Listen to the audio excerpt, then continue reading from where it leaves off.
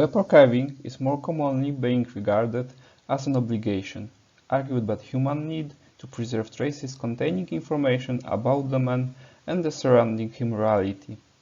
This duty is recognized by scholars, national and international institutions, and is most often carried out by national libraries and universities. Projects initiated by such institutions are quite formal in nature and are related to the preservation of part of the national cultural heritage or the collection of materials for scientific research. This statement does not reflect the entire spectrum of activities related to the preservation of World Wide Web. And in addition to such professional archives, there are some that can be described as amateur. The presentation will briefly present examples belonging to both specified groups and will try to compare them. This approach will make it possible to see the similarities and differences between them and then to draw general conclusions about their coexistence. Research on web archives, including analysis of individual initiatives and comparative studies, has already been undertaken and published. The first group includes mainly quite often published case studies presenting selected projects, introducing their creation, scope, and principles of work. As an example, one may recall text on the Danish Netarkivet by Sabina Hostak and Eva Fons Jorgensen, or the article prepared by Benno Finoradin about the art-based lead by the RHIZOME. The emergence of more and more web archives and various methods and strategies they use allowed for conducting comparative studies based on various elements of their activities. Such studies include Julian Massenet's multifaceted analysis and Lachlan Glanville's comparison of the impact of legal and ethical issues on initiatives in Australia and Netherlands. This presentation will be an attempt to compare two models of functioning World Wide Web archives divided into professional and amateur projects.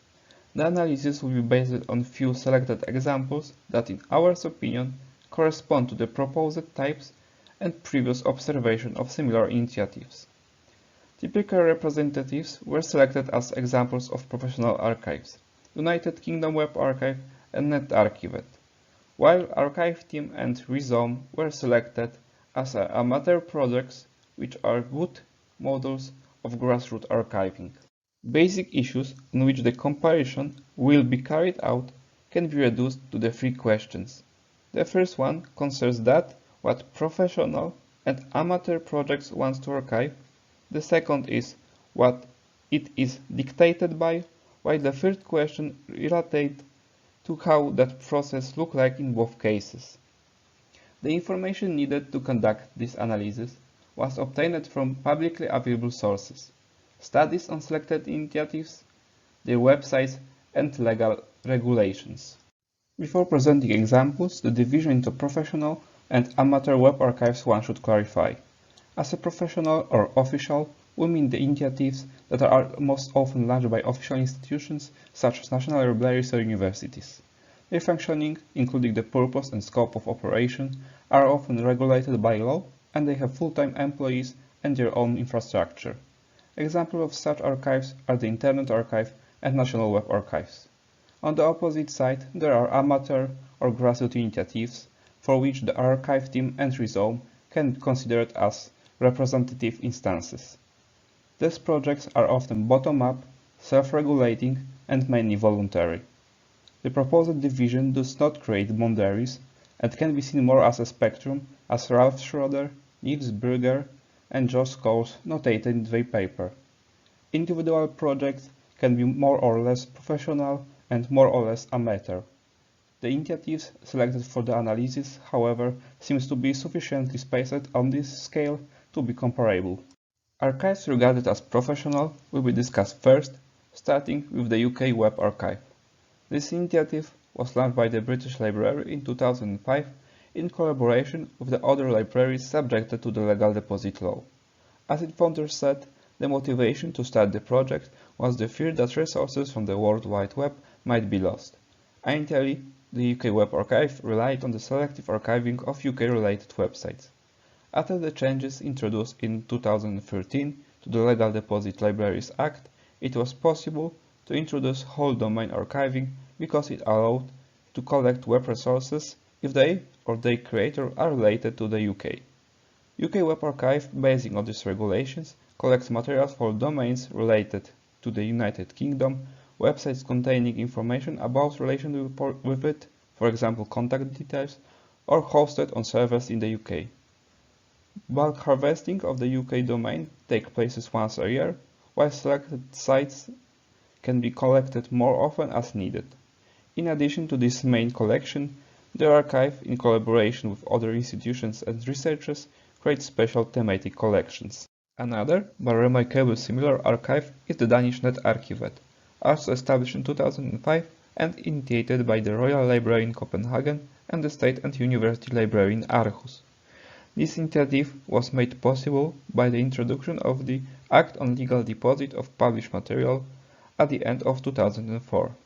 Pursuant to this legal act, it is possible to collect Danish web-based material that is recognized as such based on an assignment to a Danish domain or located outside it but aimed at a Danish audience. Archiving is carried out according to legally defined solutions, which are broad harvesting of national.dk domain, supplemented with other resources 4 times a year, selective archiving of important website, different frequency, and even harvesting 2 or 3 temporary collections a year. On the opposite side of the proposed division are amateur projects such as selected for this comparison Archive Team and RHIZOME. The first one is a loose collective made up of volunteers interested in preserving the digital heritage. It started its activity on the initiative of Jason Scott in 2009 in response to the need to secure the GeoCities. Archive Team is an independent entity, however it cooperates with the Internet Archive. It's worth noting that this collective does not archive resources related to the real world, for example related to nationality, but only those that are important to the web community, especially those sites that collect users-generated content. The activity of this initiative is based on individual projects in which the content of a single website is archived once before its closure, with the joint efforts of interested volunteers. Archive teams does not have any imposed resources to collect, and decisions about what is to be preserved are selected from cases reported by interested web users. Such model functioning seems to be resemble what archival science calls community archive and could be treated as such. The second of the selected examples, RHIZOME, is a non-profit artistic organization that started its activity much earlier, in 1996, and since 2003 it is associated with New Museum of Contemporary Art in New York. This initiative gathers specific resources, namely the net art, which uses the World Wide Web as its medium. From the beginning of the art-based project in 1999 until 2008, it was open to submissions of artworks, but currently selection is also led by curators. Everything is stored in one database, but some resources are divided into exhibitions, which provide additional information and facilitate understanding of selected works. The motivation to undertake this task was recognition of the need to secure a new type of art that could have, quote-unquote, potential historical significance. RHIZOME pays attention not only to the preservation of net art and the old web, but also the original way of experiencing it. With this basic insight into the presented examples, one can attempt to compare the models of archives they represent. It should start with the basic issue, which is what makes these initiatives take on the task of web archiving. As can be seen, all of them are motivated by the will to preserve the digital cultural heritage, and therefore they attribute significant value to it. The difference, however, is where the justification for this position comes from. Official archives, especially those of the national nature, are established by institutions that are obligated to preserve national heritage, mostly by law, which is not the case with the amateur initiatives, as noted by Schroeder and others. It's worth noting that despite of the lack of top-down entrustment of web resources custody, RHIZOME or Archive Team as well other projects recognize this necessity. The above-mentioned legal regulation or the lack of them have a significant impact on what resources will be archived. National initiatives, by definition, are interested in materials from national domains, supplemented with those that will be considered as national part of the World Wide Web.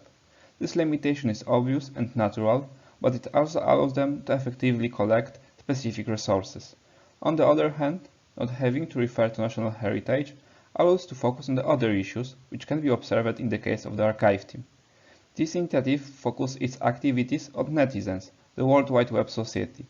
This has allowed for archiving of the ordinary heritage, as Francesca Musiani and Valerie Schaffer called it, which is often beyond the focus of more formalized initiatives. Differences can be also seen in the organization of the archiving process. First, it can be pointed out that professional archives try to conduct their activities regularly and harvest resources at constant intervals. Large national archives collect national domains at least once a year and supplement it with additional actions, which results in the creation of a large picture of a given part of the web with its some selected details.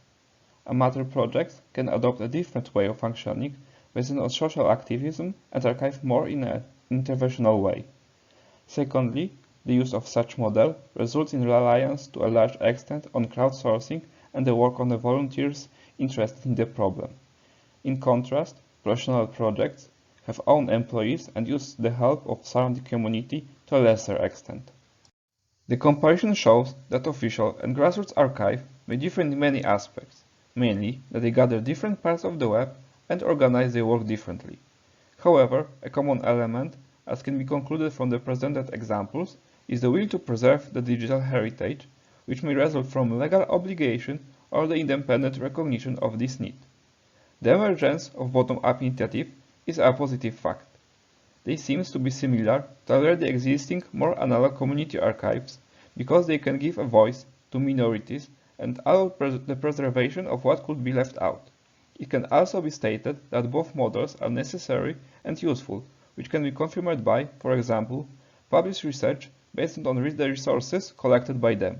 Moreover, due to different approaches, professional and amateur initiatives will complement each other and then allows keeping a larger and more detailed part of the web. Thank you for your attention.